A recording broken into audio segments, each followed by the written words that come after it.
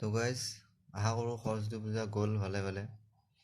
আমাৰো ওলাই যাৱাই নাযায়, গ'ল বুলিয়ে ধৰিব লাগিব এতিয়া। ৰাতি একবাৰ ভাবিলোঁ নাযাওঁ ক'তো, ঘুমাই আছিলোঁ। আৰু ৰাতিপুৱা উঠিলোঁ 12টা বজাত। তাৰপিছত ভাবিলোঁ একবাৰ যাওঁ, বেলেগৰ ৰকমবিলাক চাই আহোঁ। তাৰপিছত কিছুমান ওলাই যায়, কিছুমান যি দৃশ্য দেখিলোঁ। প্ৰথমতে কাপোৰ পাই যদি আৰম্ভ কৰোঁ, সিহঁতৰ কাপোৰ জিন্স, কিবা মেখেলা চাদৰৰ নামতো জিন্সতে আকৌ 4 বিধ 5 বিধ অলমি আছে, ৰঙা নীলা আৰু থৈলাৰ বস্তাৰ নিচিনা কিছুমান।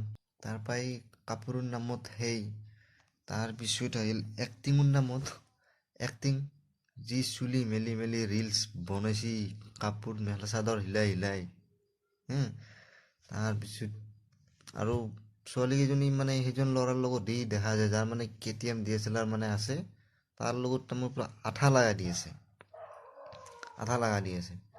আৰু সৰস্বতী পূজাৰ নামত তাৰমানে সিহঁতক দুখী এনেকুৱাকৈ ধৰছি, মানে তাৰমানে কোনোবাই লৈ যাব, তাৰমানে আঠা লগাই দিছি।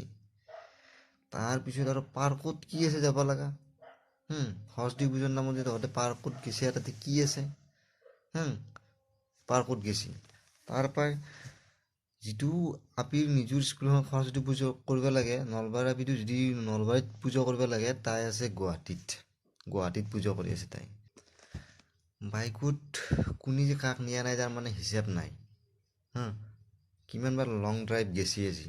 আৰু কিছুমানতো 2-1জনীমান ফিৰি অহাই নাই, পিছত ৰাতি হৈ গ'ল, তাৰ ঘৰতে থাকিব লগা হৈ গ'ল চাগে, আৰু সেনেকৈ বিয়া হৈ যায় কিছুমানৰ। তাৰপিছত আৰু লাষ্ট এটা কথা, বাইকততো নিচি সিহঁতৰ মানে কি হেলমেটটো পিন্ধিব নোৱাৰে, চুলি বয়া হ'ব। তাৰপিছত মানে কি হ'ল, তাক ফাইন ভৰলাক, নিউজত পালোঁ কিছুমান।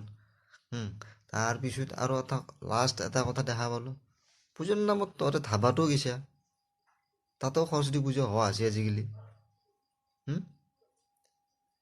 কি হ'ব দে গাইজ।